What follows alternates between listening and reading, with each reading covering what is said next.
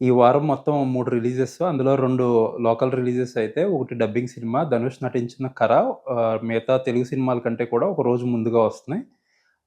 Cinema ఎలా ఉందో చూద్దాం. ఫస్ట్ ఆఫ్ ఆల్ కథ విషయానికొస్తే మొత్తం 1990స్ టైంలో సెట్ అయ్యే స్టోరీ ఇది. కువైట్ వార్ జరుగుతున్న నేపథ్యం తీసుకున్నారు. బ్యాంకులు నేషనలైజేషన్ జరగకముందు, బ్యాంకుల్లో సీసీటీవీ కెమెరాలు లేని రోజుల్లో సెట్ అయిన సినిమా ఇది.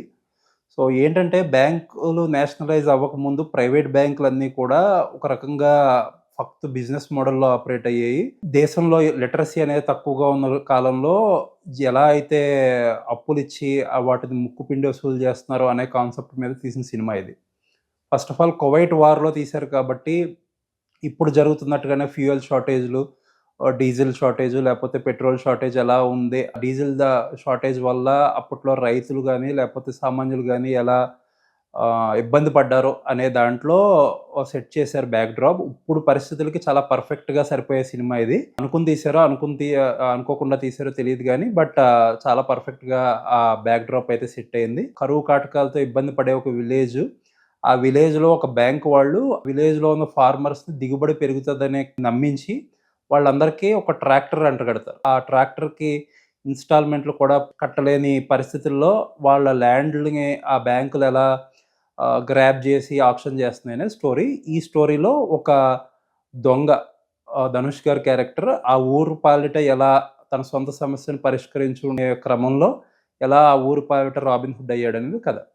సో, ధనుష్ గారు ఎక్సలెంట్ యాక్టింగ్ ముందుగానే చెప్పుకోవాల్సిన అవసరం లేదు. ఆర్డినరీ సీన్స్ కూడా పెర్ఫార్మన్స్‌తో బాగా ఎన్హాన్స్ చేశారు. Mamitha Baiju first time glamour character కాకుండా కంప్లీట్ డీగ్లామ్ క్యారెక్టర్ చేశారు. ఆవిడ కూడా చేశారు. బట్ ఆవిడ క్యారెక్టర్ చాలా లిమిటెడ్ స్కోప్ ఉండే క్యారెక్టర్. మలయాళం యాక్టర్ సూరజ్ విరాజ్‌ముండు ఆయన కూడా ఒక డీఎస్‌పీ రోల్ చేశారు. చాలా మంచి క్యారెక్టర్. బట్ పెద్దగా ఆ క్యారెక్టర్‌కి ఆయన ఉండటం వల్ల, ఆయన ప్రెజెన్స్ వల్ల బాగా ఎలివేట్ అయింది. బట్ స్టిల్ ఆయన రైటింగ్ పరంగా కొంచెం వీక్ క్యారెక్టర్ అనే చెప్పుకోవాలి. అండ్ 'జయరామ్' గారు ఒక క్యారెక్టర్ చేశారు మలయాళం యాక్టర్. ఆయనది కూడా మంచి సబ్‌స్టెన్స్ ఉన్న రోల్ చాలా చేశారు. అండ్ సినిమా విషయానికొస్తే, సినిమా ఫస్ట్ ప్రొసీడింగ్స్ అంతా కూడా చాలా స్లోగా స్టార్ట్ అవుతది. వన్స్ విలేజ్‌కి సెట్ అయినప్పుడు కేఎస్ రవికుమార్ గారు ముందుగా ఈయన గురించి సెపరేట్‌గా చెప్పుకోవాల్సిన అవసరం ఎందుకంటే, ఈ సినిమాకి ఒక యాంకర్ రోల్ అన్నట్టు చెప్పుకోవాలి. ఒక సినిమా అంతటిని ఒడిసి పట్టుకునే క్యారెక్టర్. ఆయన చేసిన పెర్ఫార్మన్స్ గాని, ఆయన చుట్టూరు రాసుకున్న డ్రామా గాని, ఎమోషన్ గాని చాలా ఎక్సలెంట్‌గా పండుతాయి. ఆ బ్లాక్ వచ్చి ఫస్ట్ హాఫ్‌కే ఒక మేజర్ హైలైట్ అని చెప్పుకోవాలి. ఆ బ్లాక్ అయ్యాక అండ్ టువర్డ్స్ హీస్ట్ డ్రామా ఉంటది. హీరో బ్యాంక్ రాబరీస్ చేసే డ్రామా. టువర్డ్స్ ఇంటర్వెల్ వచ్చే ఆ బ్యాంక్ డ్రామా అయితే అక్కడ సస్పెన్స్ అయితే చాలా వర్కౌట్ అయింది. ఓవరాల్ ఫస్ట్ హాఫ్ అయితే గుడ్ ఫస్ట్ హాఫ్ అని చెప్పుకోవాలి. అక్కడక్కడ స్లో ప్రొసీడింగ్స్ ఫస్ట్ నుంచి around middle of the cinema వరకు కొంచెం స్లోగా ప్రొసీడింగ్ అవ్వచ్చు. బట్ ఈ 2 బ్లాక్స్ ఏయైతే మేజర్ బ్లాక్స్ ఉన్నాయో, ఒక ఎమోషనల్ బ్లాకు, అలాగే ఇంటర్వెల్ ముందొచ్చే సస్పెన్స్‌ఫుల్ బ్లాక్. ఈ 2 బ్లాక్‌లు కూడా ఫస్ట్ హాఫ్‌ని అలా పట్టుకొని కూర్చుంటాయి. సో, గుడ్ ఫస్ట్ హాఫ్ అనే చెప్పుకోవచ్చు. సెకండ్ హాఫ్‌లో కూడా అగైన్ ఈ పేసింగ్ ప్రాబ్లమ్స్ అయితే they will come back. Multiple bank robberies లేకపోతే పోలీస్ ఇన్వెస్టిగేషన్ ఎలా అయితే సూరజ్ అనే క్యారెక్టర్ ఎలా హీరో వెంట పడుతుంది. ఎలా మైండ్ గేమ్స్ జరుగుతా ఉంటాయి. అయన్నీ కూడా క్యారెక్టర్స్ అనుకున్నంత స్థాయిలో ఆ ప్రొసీడింగ్స్ పండలేదు.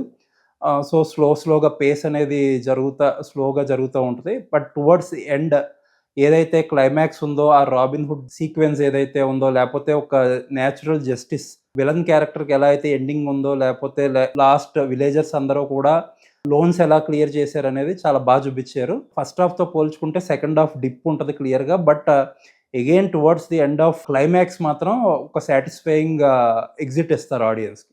సో, ఓవరాల్‌గా చెప్పుకుంటే సినిమా డీసెంట్ సినిమా. అక్కడక్కడ హ్యూజ్ పేసింగ్ ఇష్యూస్ ఉంటాయి. బట్ నీట్ పెర్ఫార్మన్స్‌లు అన్నిటిలతో ఒక సాటిస్ఫైయింగ్ బ్లాక్స్ ముందుగా చెప్పుకున్నట్టే ఫస్ట్ హాఫ్‌లో 2 బ్లాకులు, సెకండ్ హాఫ్‌లో ఒక బ్లాక్‌తో ఒక సాటిస్ఫాక్టరీ వాచ్ ఉంటది. బట్ హావింగ్ సెడ్ దట్ ముందుగా చెప్పినట్టుగా చాలా హ్యూజ్ పేషెన్స్ ఉండాలి. ఆ ఓపికతో చూస్తే సినిమాని టువర్డ్స్ ది ఎండ్ బానే ఉంది అనే ఫీలింగ్ కలుగుతది మనకి. అండ్ టెక్నికల్‌గా చెప్పుకోవాలంటే ఆ రస్టిక్ సెటప్ ఏదైతే ఆ విలేజ్ సెటప్ ఎలా ఉందో, లేపోతే ఫస్ట్ హాఫ్‌లో వచ్చే బ్యాంక్ ఇది గాని, లేకపోతే ఒక చిన్న మెస్ సెటప్ గాని అంతా కూడా చాలా అథెంటిక్‌గా ఉంటది. తమిళ్‌లో ఎక్కువ డైరెక్టర్లు చేసినట్టు 'విఘ్నేష్ రాజా' గారు కూడా చాలా అథెంటిక్‌గా చేశారు. ఏదైతే ఒక రకమైన గోల్డెన్ బ్రౌన్ టింట్ వాడారో అక్కడున్న డ్రౌట్ పరిస్థితులకి చాలా బాగా ఎఫెక్టివ్‌గా పనిచేసింది. అండ్ పెర్ఫార్మన్సెస్ ముందుగా చెప్పుకున్నట్టు చాలా బాగా వర్క్ అయినియి. తెలుగు డబ్బింగ్ చాలా బావుంది. అండ్ అలాగే బ్యాక్‌గ్రౌండ్ స్కోర్ అక్కడక్కడ రిపిటిటివ్‌గా ఉన్నా సరే వర్క్ అయ్యే సీక్వెన్సెస్‌లో చాలా బాగా వర్కౌట్ అయింది. అండ్ ఫైనల్‌గా చెప్పుకోవాలంటే కంక్లూజన్‌లో చెప్పాలంటే decent watch. But huge facing issues ఉన్నాయి. పేసింగ్ ఇష్యూస్‌ని దృష్టిలో పెట్టుకొని ఓపికగా చూస్తే మాత్రం కొన్ని బ్లాక్‌లు ఎక్సలెంట్‌గా వర్క్ అవుతాయి. క్లైమాక్స్ ఆ వర్క్ అయ్యే బ్లాక్స్‌లో క్లైమాక్స్ కూడా ఉండడంతో మనకి ఒక సాటిస్ఫైయింగ్ వాచ్ ఉంటది. But do remember huge patience ఉండాలి. పేసింగ్ ఇష్యూస్ అనేది మేజర్ ఇష్యూ.